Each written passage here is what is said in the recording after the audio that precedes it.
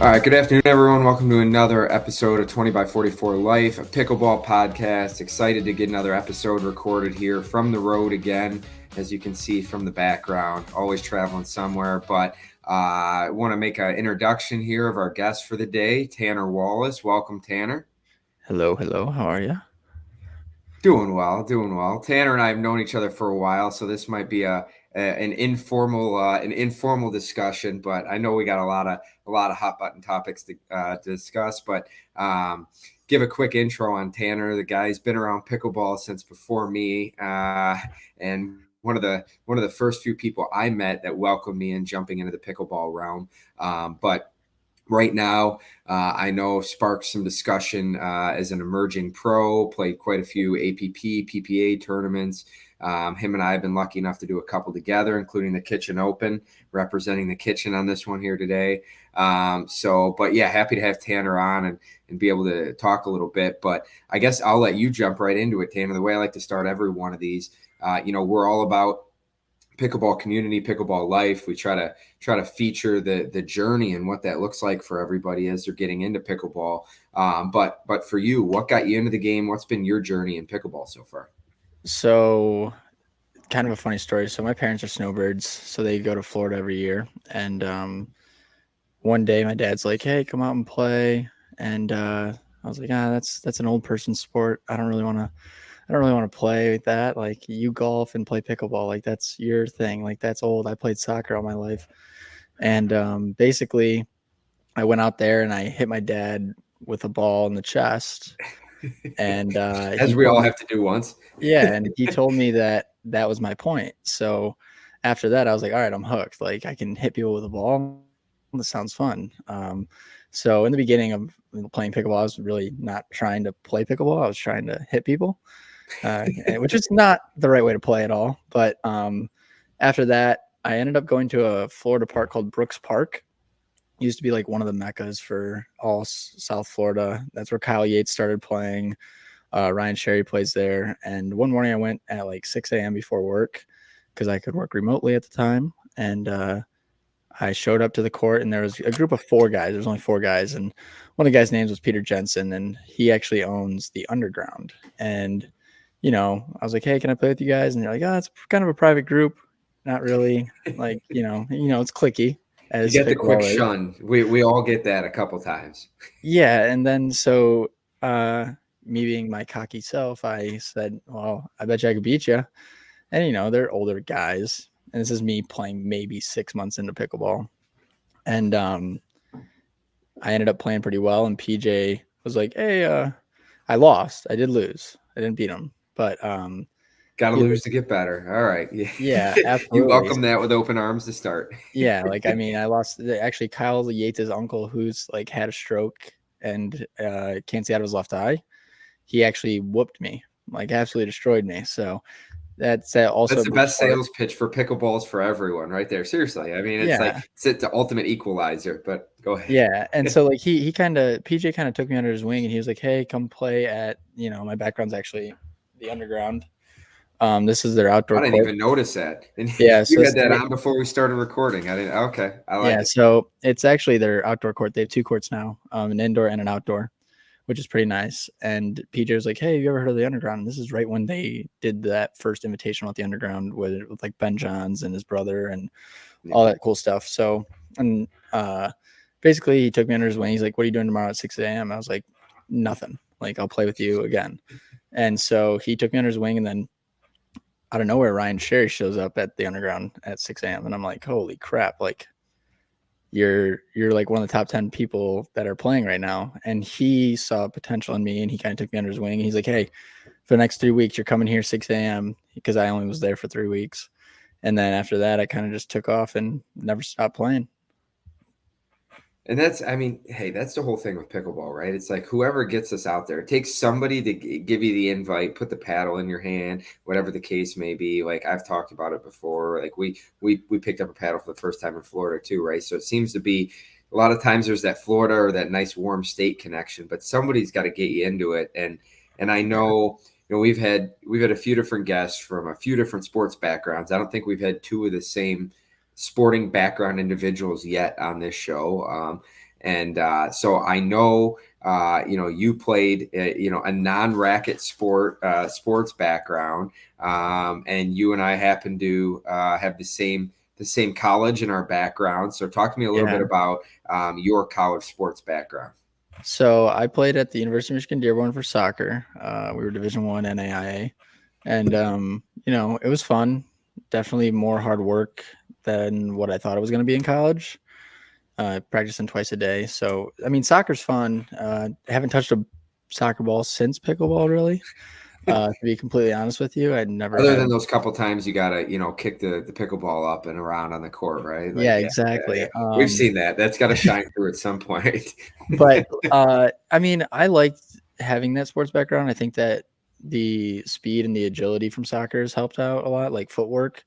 That's what I was going to Um, ask. What you thought the biggest carryover was, the footwork yeah, side and the speed. yeah. I mean, footwork. I mean, you're trying to roll a soccer ball, make someone look stupid on the field, and just absolutely pass them. But I think footwork is the biggest thing for me. Racket sport wise, I mean, I have no hand-eye coordination from that. I mean, maybe baseball, but this sport has like opened up a whole new realm of figuring out how to be creative with hitting a ball. But yeah, definitely footwork for soccer, um, and then obviously speed. But that's just, I think, a God-given thing.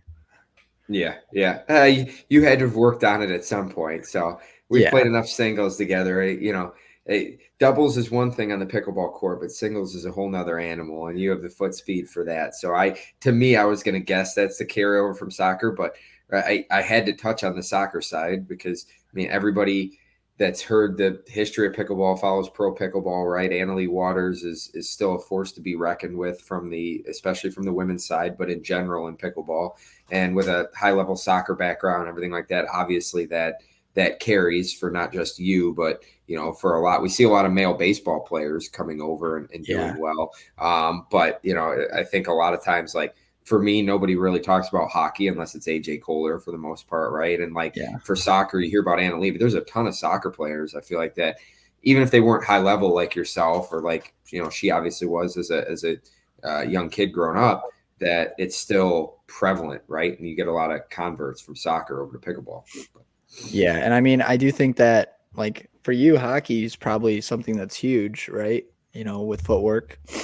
Yep. Um, Yeah. The hand-eye so footwork. Yeah. And it's people don't talk about the swing path, right? Like you said, like you didn't have that carryover of really the hand-eye side. Obviously you have it mechanically and those motor skills from soccer as well, and yeah, just being an athlete. But like, yeah, for hockey, it's a lot easier transition for those that are listening that are hockey players than a lot of other sports out there. Like even a lot of the swing mechanics are similar to shooting. So like, you really have it a lot easier than what people think, even without a tennis background per yeah. se. No, But absolutely. so like you talked about the underground a little bit. So I have to bring it up. I'd be not doing my job if I didn't bring it up. But you get the opportunity to play with a lot of good players down there. And I'm gonna encourage the name dropping for a minute, but I bring this up because of the next segment that I want to go into and really talk about on being an emerging pro and that road into it. But like who all plays down there? That's it. You said it's the Mecca, right? Like, and I Yeah. know there's quite a few players moving to Florida, but who all have you got to play with out there? Well, so funny enough, like number one singles player right now, Federico. I mean, he started playing with me at the underground. Like we both started playing at the same time, but Fed's got a tennis background. So I'm playing every other morning with Fed. That's crazy to Not a me. bad person to play with. Yeah, but like what's crazy is like he showed up with a Franklin Ben John signature. Like this is like when those were like the paddle, right? Oh yeah. And he was so good. He was really good. I will say that I've came close to beating him in singles, but that was like way back when. But that doesn't happen anymore. Yeah. Dude, I remember the first time I watched Fed play, and I don't know how long he'd been playing at that point. This maybe like I've been playing like 2.5, almost 3 years now, and like he was playing an APP. Rick Witzkin was hosting it, like the Indie APP that Oh no yeah. longer exists at a local high school in Indiana, and Fed was just rolling through people. I think I don't remember if Frank Anthony Davis was there too, but like I think he was. But Fed was just rolling through people, and I'm like, who is this guy, right? Like I was still newer myself, and I'd seen some of the big names at the time. But Yeah. and then all of a sudden after that, you see Fed popping up everywhere, and I think that was maybe he was early on into the big tournament scene, but it's been impressive his rise. So it's Yeah. that's funny you bring that up. But And who else is down there? You get or go ahead, go ahead. I was just gonna say, like, and that just shows you, like, you have to put in the hard work. Like, if I lived in Florida, maybe there'd be a chance that I'm doing what he's doing. Like, if I trained every day like he did at the underground with good players, hitting great shots, like practicing drilling, all that stuff. Like, that really is what it comes down to. But I mean, like, other players that I've hit with before are, the Johnson brothers, Yates and Hunter. And then what comes along with that is Paris. So I've hit with Paris a few times too. I did beat Paris, and she will never admit it. And she said that she had a hurt hip, whatever. You better get her to listen to this. I want a Yeah, response. I want a rebuttal argument to this on here. yeah. I mean, she'll say that she didn't lose, but she definitely lost once. And mind you, if she did have a hurt hip, I still beat her, so it doesn't matter. Goes on the But scoreboard, right? yeah, exactly. I said, can we put this one in a duper, please? But yeah, no, I mean, they're great friends. Every time I'm in Florida, they treat me well. Also Ryan, I've hit with Ryan a ton. Ryan's actually the person that really set me up for success in like this sport. Really helped me out a lot. Maybe party a little bit too much with Ryan, but that's how Ryan is. Hey, that's sports in general, man. We've both been through multiple sports with it. That doesn't change with anything. But no, like you said, somebody had to bring you into that group, right? And like I think we all have a story if you've played pickleball long enough, or I'll say specifically at a high level, or even your game progresses from one level to the other, and you're not just happy staying complacent. That like we all get shunned somewhere at first. We all get the boot. Yeah. Still get the boot at times, depending on where you are and who's playing. But then it takes those people to kind of bring you into a group and like to be able to play down there with that group. Like I know you and I have talked about it before, but me traveling and working a lot from Minnesota and being in Michigan and being west side of Michigan right now, like I've got the opportunity to play with a lot of people. But a common denominator that seems to find its way coming up, like, is the underground. Like, you and I talked about, I'm in a random lifetime, happen to be hitting with a lady that you played mixed doubles with at one point, Dana, and Chris Humphreys is there. So I'm hitting against Chris first time, and we just start talking after playing, and within 5 minutes, I never realized he was at the underground. Like I don't follow each underground post and everything, and like he's Yeah. been there with Gronk and with Ryan and all those guys like hitting, and I'm like I had no idea, but he brought it up to me, and again then like a mutual conversation comes up about you and playing at the underground, and it's cool that a place that's so premier and high level down there and such a pickleball hotbed has still brought like I don't know, finds a way to bring a bunch of people together in the pickleball community, whether it's celebrities or pros or random people at a club at a lifetime somewhere. So Yeah. And I will say they've brought in some pretty cool people like Gronk. I mean, Gronk's been there, Gronk's brother. I've hit with Gronk's brother more than once, Gronk once, but um, maybe stick to football. But other than that, they're good guys. They can get better.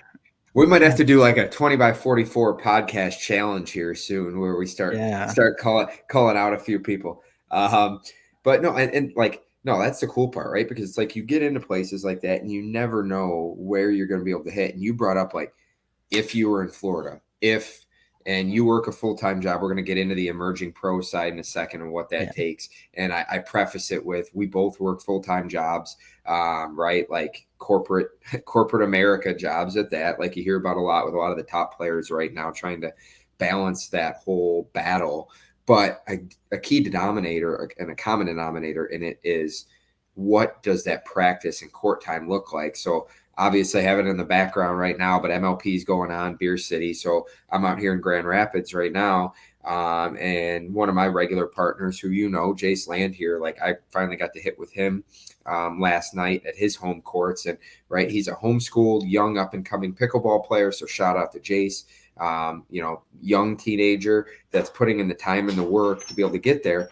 But he also has an indoor court at home. He's got an outdoor court.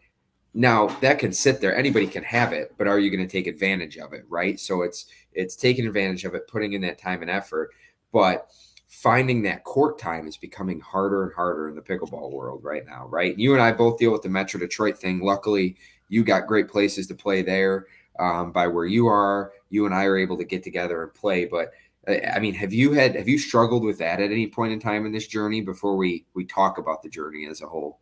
Yeah, I mean, so it's hard to find courts, like, and especially as the sport's blowing up. Like 2 years ago, I'd show up to the courts and no one would ever be there, right? Like More about finding people than it was court y- time, huh? yeah, exactly, and people that were good enough to play with you here, like because in Michigan it wasn't a big thing. Like you're either a super beginner or you're crazy good. There was no in between at that point in time. But there's these courts right by me that were originally 2 courts, and then they transitioned and they had shuffleboard at the other side, which never got touched. So they Get rid of that. transitioned. Get that out of here. Yeah, so they transitioned those courts to 2 to 6. And now they have 6. And then a city next to me, I actually went to a board meeting and they were asking for input on, how should we set up the courts, sun, wind, all that stuff. So they're building 6 courts there. It possibly could be 8. But it's all dependent upon, the building of pickleball and how many people are actually interested in the sport. Right now, if you go to the courts that are now 6 instead of 2 after work, they're taken. And it's hard to want to rotate in with some people if you Yeah, have to yeah. rotate in.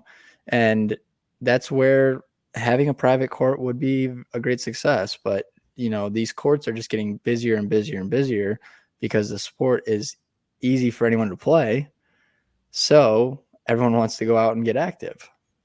So tough to master, but like you said, it's one of the easiest, like entry wise. Pick up a paddle, get out there and hit. And I mean, Metro Detroit, I'll say shout out to everybody that's out there actively trying to put courts in because I know Brighton Pickleball Club opens in a few weeks. I just read a whole article and actually ran into one of the owners that you know very well, Christy of Wolverine Pickleball, and she's part of a new ownership group for Northville Pickleball.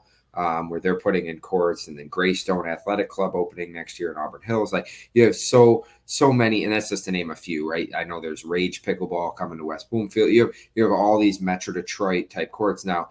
For those that are familiar with Michigan, like yourself, right? We're talking the cities I just named are north to west, east to west, north to south, maybe an hour in each direction from each other in a lot of Yeah. cases. But you have everything covered in between, and we're opening all this stuff, but it's still hard to find court time. And then you get the complaints about surface, about this, about that, about lighting, about especially from the higher level players. And you and I fall guilty to it all the time. I'm probably the Yeah. worst at complaining. There's nothing bad about having complaints, right? It just shows that you're passionate about it. But at the same time, like, again, there's some facilities that are great, but when you have hanging chains in the background, it's harder to see the ball.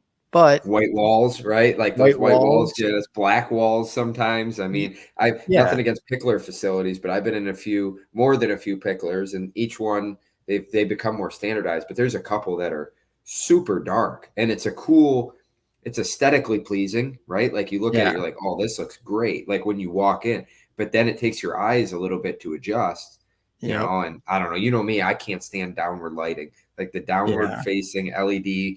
I'll call it Looking non-tennis up, lighting. Yeah, yeah. I'm like, oh, I'm already blind.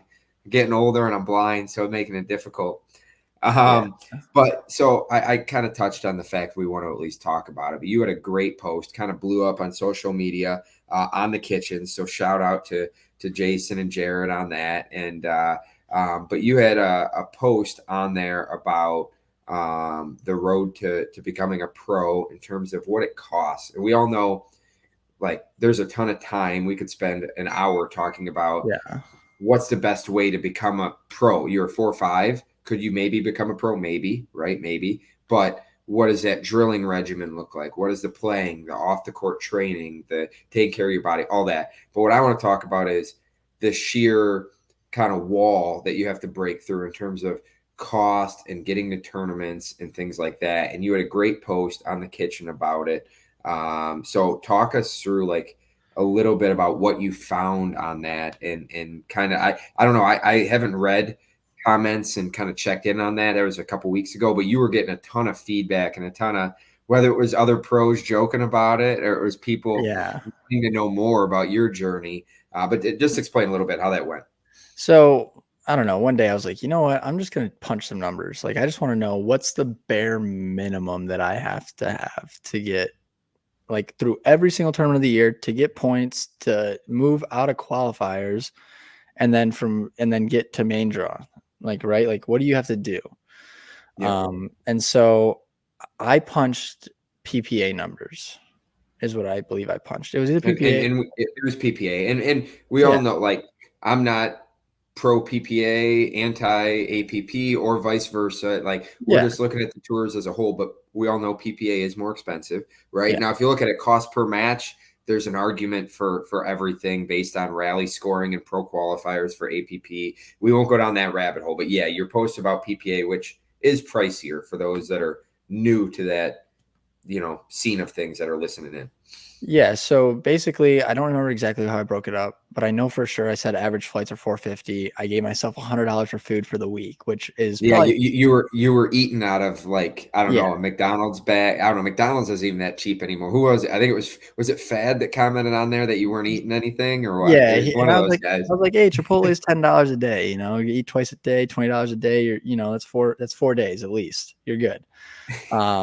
But and then I came out to this like final number. I mean, the price of a tournament, and this is like it might not be 100% right, but it was like $500 for every single event. So when you break it out by 26 tournaments, flights, hotel, the whole shebang, you needed $40,700.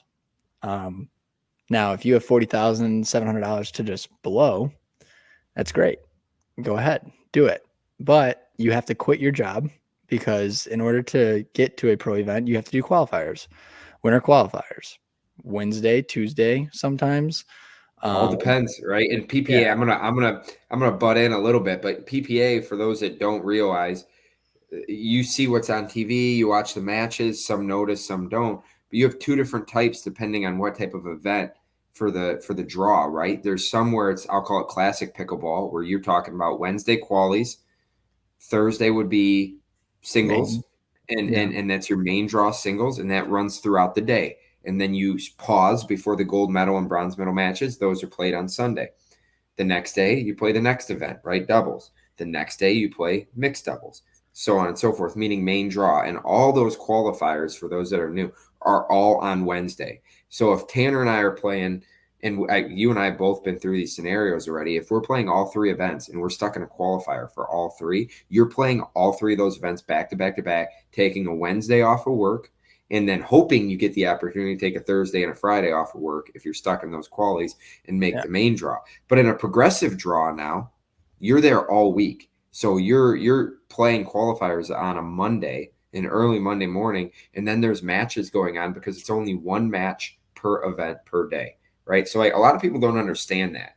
And, like, when they said they were going to that model, there was a lot of pushback because that was during the tour wars of signings. And I remember some kind of hot takes from a lot of people about, meaning signed pros, that, what am I supposed to do? Quit my job? And then, yeah. So, okay. So you were at 40 some thousand for yeah, the year. And, like, so for you, I know you're right now, you're in between paddle companies and signings and things like that, because you've had those sponsors in the past and you've had the opportunity already to re-sign. But, like, for somebody that's in your exact position right now, that's on the market to be signed, but you're looking at sponsors, like, can you explain for everybody, like, what, because I know, but the spot in terms, because I've been through it, we both have already, but sponsorship, I think a lot of people think these sponsors are covering, like, anything and everything for pros that yeah, aren't the top 10, right? Top 10, top 20 are different. MLP players yeah. behind me on the screen, they're different. But for the emerging pro, what does that look like? I mean, I don't want to disclose actual like sincere numbers, but I'll give you some Yeah, yeah. percentages. But I mean, you luckily I have a decent following on social media, so that kind of helps me in that realm, right? Of where I can say, hey, like I'm gonna post, I'm gonna promote your product. I'll definitely be showing myself playing pickleball with this paddle, but does And then it? you're playing tournaments, obviously, right? You're Yeah, playing the pro tournaments with it and the qualies. Yeah. but I mean, you're lucky to get. you're lucky to get $500 a month. That's like pushing it. And then Right. normally you're getting some sort of I won't say normally. There is no norm anymore. It's just things taken off. Yeah. But possibly you might get matches for, meaning they might match winnings and things like that, right? And you might get some of that. But even after all that's said and done, I think we're both pretty safe to say there's no way at 40K you're breaking even. I'm going to go out there and say any pro that's not in the top 30 of PPA right now, in my opinion. Unless for some way, shape, or form that they have a contract with their sponsor, like for example, Yola, and then they have a deal with PPA, and any Yola sponsored athlete gets PPA entries for free because they signed some deal like that. Like that's a possibility.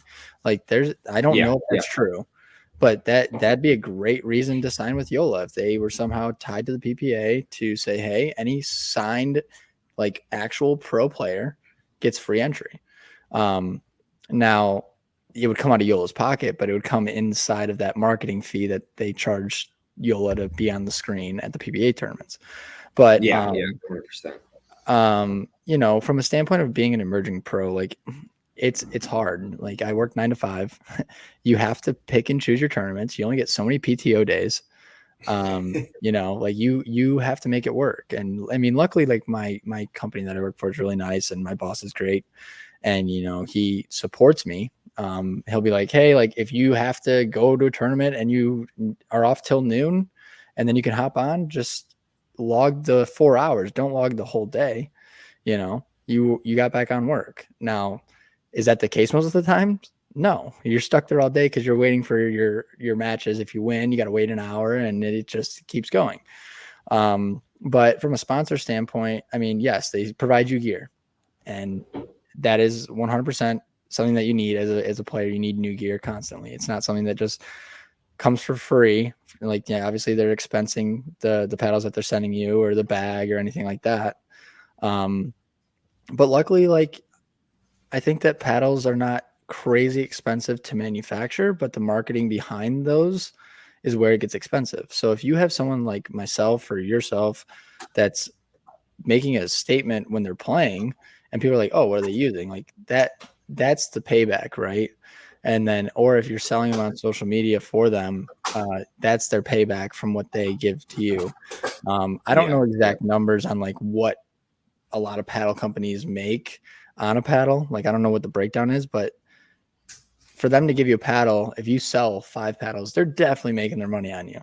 Like, well, and we all know the paddle costs right now, right? It's like, yeah, for us, we're trying to do something different here at 20 by 44 Life with a more reasonable top of the line paddle, more reasonably priced paddle. But we all know when there's paddle companies charging $250 to $350 for a paddle, you know, that has to go somewhere, right? But there's also pros that are, you know, they're putting in the grind, and so a lot of that money is going back, I would think, to pay a lot of those pros. So I mean, yeah, that's I 100% agree though, and it's the markup in the whole industry. A lot of it is marketing driven, I would feel like, for the top couple companies. So I will say, for those looking to go and check out, a more affordable paddle, check out 20x44 .net to check out the EL paddle. We have a couple more paddles launching soon as well. But that's my shameless plug. I got to get in at least once per show or I might get yelled at. But at the end of the day, it's a true thing though, because a paddle is not $300. There's no reason for a paddle to be $300. But there's no reason for a hockey stick to be $300 to $400 either. And what have they been forever? I mean, it's the same thing for cleats for soccer and shoes for running. I mean, but who are they paying? That's what it goes. Exactly. It's who gets paid at the end of the day? Because, like, yes, of course, that cleat probably cost them $15, maybe even $5 to make at the production that Nike's making them, but they're selling them for $300. Okay, so some of that goes to pay people's salary, some of that goes to the person with the name on their cleat, and some of that goes to marketing expenses. That's literally it. And that's the whole reason why our paddles are getting more expensive, is because it's not greed, but it's these players are now expecting bigger contracts because of the money that pickleball is bringing in.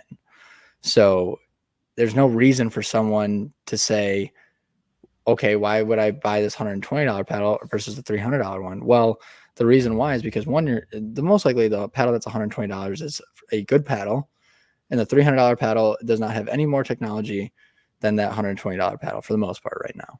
All of them are pretty much the same. Like, of course, there's feel and shape and everything like that, Yeah, but preference, right? it's And all that's getting to preference. know your paddle. Yeah. And you, of course, you have to get used to a paddle. Like, it's not something that you're just going to pull. And that's another thing that I want to mention is, like, if you pull a paddle out and you don't like it right away, it's because you're not used to it. It's not because you're like, it's a bad paddle. It's because you're not used to it. You have to get used to something that you're going to use. It's not Yeah. something that you can just pull out of the box and say, yes, I love this. Like, and if you do, great. That's good for Yeah, you. then it's probably something for you to begin with. And knowing like what shape, handle size, things like that, weight. Okay, that's knowing your preferences and your body and your sports background and all that. But yeah, you're right. I mean, you're not just gonna switch paddles and immediately be like, oh, I'm hitting every shot perfect. I'll say one thing I always tell people is if you feel like, okay, I gained this, but I lost a little bit of this, think about what it was you lost. Is it something that could be because you're just playing with this for the first time the day? If it Yeah. feels terrible, then sure, okay, know your paddle, like knowing your body in terms of health and things, right? But yeah, don't just I see so many people switching paddles like every week. So they're changing I'm, paddles like I'm, socks. I'm one of those people. Yeah. I mean, Now you have your set couple you roll through right now while you're yeah. in the state of limbo, figuring out a paddle sponsorship. So Yeah. And I mean, don't get me wrong. Like, there's different paddles for different things, of course. Like, you got a 14 millimeter for power, you got a 16 for control. Okay, if your body type allows you to have a lot of power, I recommend a 16 millimeter. If you can't produce a lot of power and you feel like you can control a poppy paddle, go to a 14. But yep. it's all dependent upon what your body is capable of. No, 100%. No, I agree with you. And we could we could probably talk about the paddle side forever because you and I Yeah. both are obviously well into that realm. But no, I think for anybody that hasn't checked out Tanner's post, I know it's still out there, but there's honestly, I say it one because there's a great post in terms of that cost barrier to break into pro pickleball as an emerging pro. It's basically taking a minimum wage annual salary, if not actually really probably Probably a little bit beyond that. more. Yeah. Yeah, more like a median income salary. And spending that, being willing to spend all of that into pickleball if you don't have the sponsorship there. And a lot of pros, including top pros, commented on that. And there's a lot of kind of hot takes on there. So check it out. It's on the Kitchen social media on the Facebook page. And I think it was shared again across all their platforms. So check that out. So kind of speaking, I guess, making its ties back to the Kitchen, since Jason was announced as the president for UPAA and that whole governing body side. Our hot button topic for this episode, what is I know, you actually introduced me for the first time to Jared and Jason. We're at the Kitchen Open, and shout out to them. They ran a heck of a tournament last year, and they have the next one coming up. Great ran amateur tournament, and they had to deal with rain and everything else, and still found a venue for the finals, which was crazy that they were able to pull that off. And just speaks to them as people and how they try to do things. But Jason being a part of the UPAA now, which is the governing body for the UPAA. For those that don't know, USA Pickleball, governing side test paddles. You have a USA Pickleball approval. There's talk in the beginning of 2025 that UPAA will be the governing body for UPA, so PPA, MLP, Major League Pickleball, and that there'll be a new testing process or new approval process that includes, rumor has it, and this is all speculation, $100K and manufacturers having to pay and $5,000 a paddle, and a lot of speculation. We'll leave it there. But at the end of the day, sounds like there might be a new governing body that might change the paddle scope and things. And we've already seen a huge shift with the Gen 3 Yolas being removed from the list along with other paddles. I mean, where do you think, as a player and somebody that's like completely agnostic of all the paddles right now, right? Like you can pick up anything and go use it in a tournament tomorrow based on where you're at and who wants to try to bring you into their team right now. I mean, where do you think paddles are going? Where do you see this whole UPAA governing body thing fitting in? Because you play AP. I'm going to thing for everybody listening. You play APPs and PPA as of right now, depending on what fits into your work schedule, what you want to do, where you see value. So where do you see it going? I mean, so luckily I've actually had a conversation with Jason about this. Like we've gotten on the phone. So that number out there was a number that was just thrown out there. It wasn't like a for sure confirmed type of thing. They're trying to figure that out. But as someone that would hopefully be sponsored by a smaller brand or something along those lines, it's going to ruin, in my opinion, a lot of people's opportunity to get money to make this journey a thing. So when I say that because if you look at, and even yourself, $100,000 to get paddles approved. I don't know what your guys' like accounting and financials are, but that could put someone out of business that's a small business right now. Like, you know, it's just something. Well, and it's what is the upside, right? Like, what is it? How many PPA? Really, it comes down to how many PPA pros do you have, right? And then who are my emerging pros, and what does that look like Yeah, for paddle recognition, right? I mean, correct. And I mean, at the end of the day, I was told that this is only for pro play paddles. I've heard the same. Yep. So this is something that maybe feels like a money grab. And again, I think this is not just Jason saying this. I think it's a board of people that are making this dollar amount or whatever it's going to be to test these paddles. But I think it's kind of a money grab in the aspect of, I know that these big companies are making money. If you want to be one of the paddles that pro players can use, you have to spend money, and you have to just basically, it's not a pay to get approved, because they're going to do a good job. I already know that Jason has like the best interests for sure. Like he's like, he said, if it's not safe, I don't want the paddle on the court. He goes, you shouldn't have to wear eyewear to feel safe. Like that's dangerous. The game's changed, right? Like and people feel that way with some of these paddles out there now. And they say, then I hear the counter argument, well, if you're playing pro level, shouldn't that be where you can handle that? And it's like, well, I understand that philosophy, but how much harder are players hitting at the pro level than at the 3-0 level at your local courts? A lot of people don't realize that velocity difference when you're trying to play defense in a firefight. And the thing that I also thought was really good of him is like he mentioned that, you know, I'm going to test paddles and I want it to make sure that it's like efficient. Now, I understand why he doesn't want, or I shouldn't say the UPA does not want to handle 2,000 paddle companies or however many there are out there to keep everything like, to keep everything, like make sure that everything is in check, right? You have to make sure that you're approving paddles, but it's hard to keep track of 2,000 companies. And if I was a company, I could get my paddle approved, go say, hey, I want the maximum grit now that mine are approved. I want the biggest deflection rate you can possibly make. And then they're approved, right? Because the USA Pickleball can't come back and say you're unapproved. Well, I guess they can, but now we've found out they can. Yeah. Things have changed. But the thing is you could set up, if you're a small company and everyone's like, oh, well, yeah, I'm going to use this in a tournament, but you're not sponsoring pro players that are worth the money to sponsor. Everyone's going to use the most poppy, most gritty paddle that they can find that is not like one of the top big brands. Now, what is this doing for the top big brands? It's allowing them to basically have a monopoly, because there's going to be about 20 companies that you're going to be probably around to be able to buy from, everyone's going to have to buy, because everyone's hope, I shouldn't say everyone's hope, but a lot of people that play in these tournaments, their hope is to somewhat one day have a chance to play pro.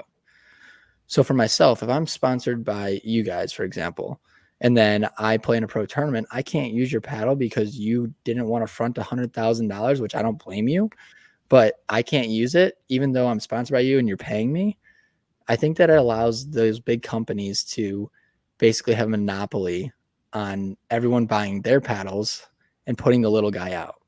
Now, the reason I say that is because no one that does tournament play wants to play with a paddle that they can't eventually use a pro.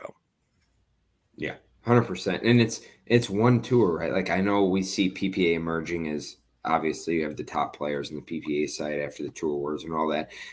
But you see players like Chris Hayworth, who's, obviously he's played PPA for a while. I met him first in PPA Texas last year, right? So he plays his fair share of PPA and has for a while, and he worked his way through qualifiers like everybody else. But Yeah. he's also an APP medalist regularly now, especially in the singles side.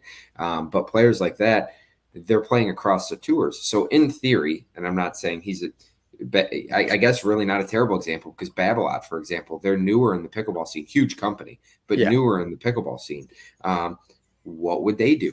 I don't know. I'm not even going to guess. But you have one player that I know of that's playing any kind of APP or PPA pro using that paddle. Do you pay 100K for one player who, sure, he's making championship Sundays now for singles, so, and soon probably doubles as well at some point. But like, yeah, that's that trade-off, and it really is. It'll be interesting to see how it all plays out, because it'll affect, like hockey has a few major, there's companies out there, a lot of companies, a lot of great stick companies, a lot of great skate companies, gloves, things like that.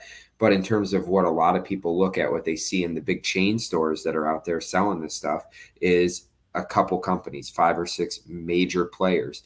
And that's kind of what you're talking about in the pickleball game. So Yeah. it'll be interesting. And look, what Jason said was he wants it to be like a baseball bat kind of thing. You have BB core, you have wood, you have all of these different steps as you're progressing in baseball. In little league, you're allowed to use basically whatever you want because no one's hitting that hard. Then you go to high school, you have to use a drop 3 bat so you don't swing as fast, and then you have BB core so it doesn't pop off the bat as fast. Also, then when you get to college, you have to use the same thing. And then once you go pro, you have to use wood because wood doesn't come off as fast as So like, I understand where you're coming from. Like, yes, an amateur paddle is going to look different than a professional paddle. Absolutely. I get that. You're going to have to reduce the pro paddles to make the game more fun to watch. In my opinion, I think that what we have now is being able to dip the ball too much, being able to hit the ball as hard as you want. That's kind of not good for TV if we want this sport to go where we hope it all goes. Yeah, I mean, but like as an amateur, you're going to have a poppier paddle probably than a pro paddle. And I think that's why they're doing what they're doing. I do think that testing, though, will be cheaper for the amateur paddles than the pro paddles. Because there's such a finite, and this is one thing that I never understood. There's a finite amount of pros, and then you got amateurs, right? There's so much more amateurs. So why would you not charge more for amateur testing than pro testing? But that's just me. I mean, I'm not trying to give them any ideas. Right? Yeah, I'm not trying to give them any ideas. Don't open that can of worms. You're going to see 200,000. I don't know, whatever that number is. But we'll see what happens. I mean, at the end of the day, I do think that he has the best interest of pickleball. The numbers are getting crazy, though, I will say. And it's not just him. It's PPA, it's APP. These tournaments are becoming really expensive. And what I know to secure a venue, to buy pickleball nets, and once you've bought the pickleball nets and they travel with you, that's a fixed cost. Never have to do it again unless one breaks. But like to secure a venue and all that, it does not cost nearly as much as 1,800 players paying at least $300 a piece. Yeah. I mean, they're making good money. So do they reduce? Like, I don't see that ever happening to reduce the cost of entry. I understand that they can't just let anyone come into pro and play, but pro is more expensive than amateur. And I understand that they're trying to make sure that it alleviates, but I'm not going to leave work just to pay. Like, I've somewhat came to the realization that I do not want to play pro anymore. And why is that? It's because I'm paying more money for less matches, guaranteed less matches. There's no way.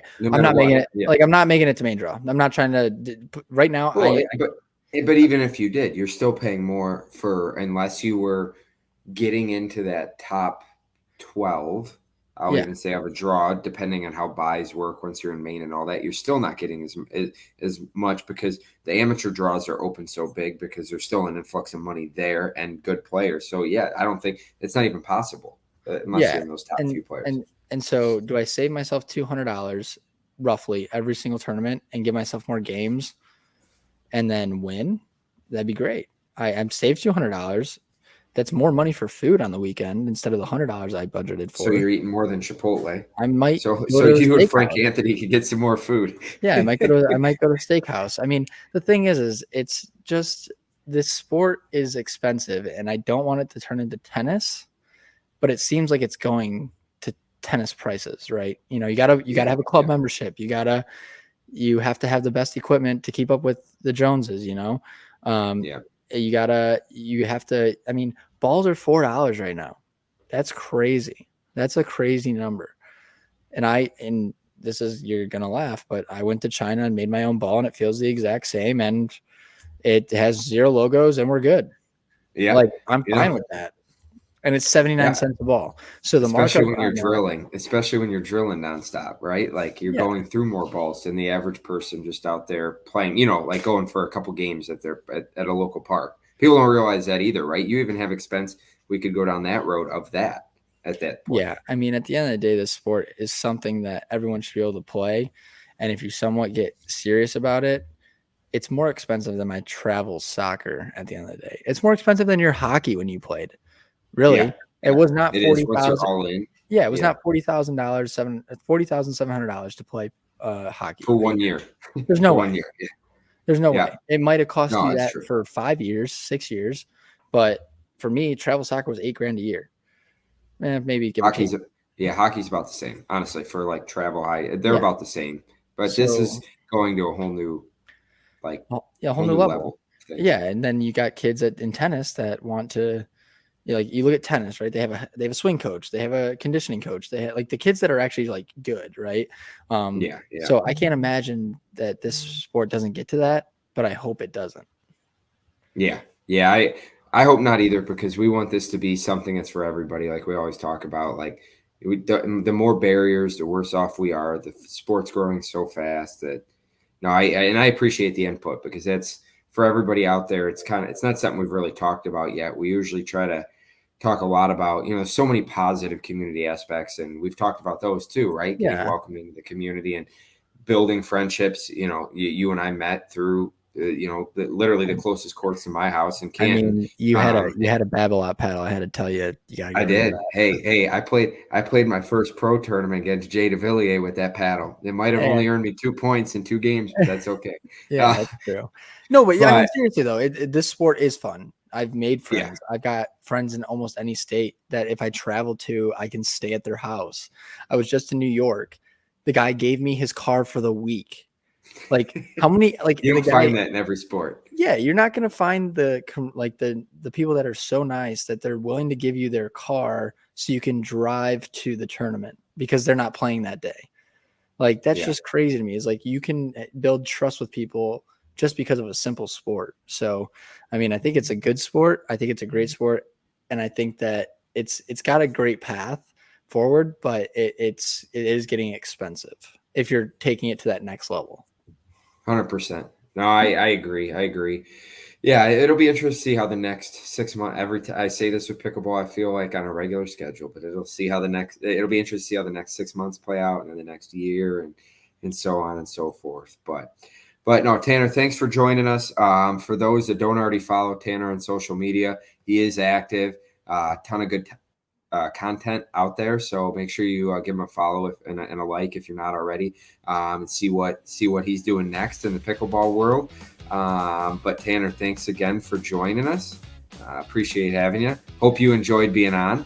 Yeah, absolutely. Thank you. Yeah, it was fun. It was a good time. We might have to start a new challenge segment after this and get some singles in at the underground, start calling people out and see how we can do. We may get our butt kicked, but there's nothing wrong with a little extra content every now and then. We can do a 24-hour flight, down and back. Probably wouldn't be the first time I've done that, but thanks for having you on, and until the next episode, let's rally together. Have a good one, everybody.